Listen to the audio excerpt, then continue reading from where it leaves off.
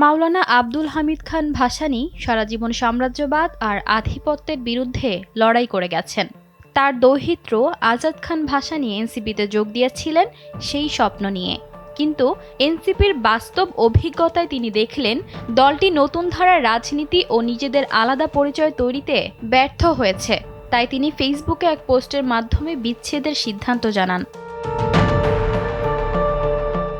জামায়াতে ইসলামী ও সমমনা দলগুলোর সঙ্গে নির্বাচনী সমঝোতায় এনসিপি যুক্ত হওয়ার পর রোববার দিবাগত মধ্যরাতে এক ফেসবুক পোস্টে এসব কথা বলেন আমজাদ খান ভাসানী।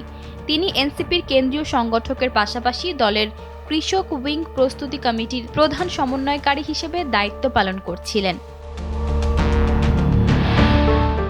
মাওলানা ভাসানীর ছেলে প্রয়াত আবু বকর খান ভাসানীর ছোট ছেলে আমজাদ খান ভাসানী।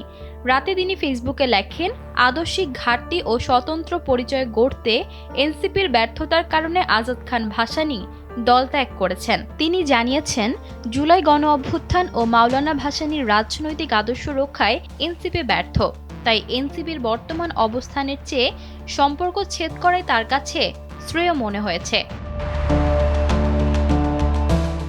ঈশিতা আক্তার, সময়ের আলো।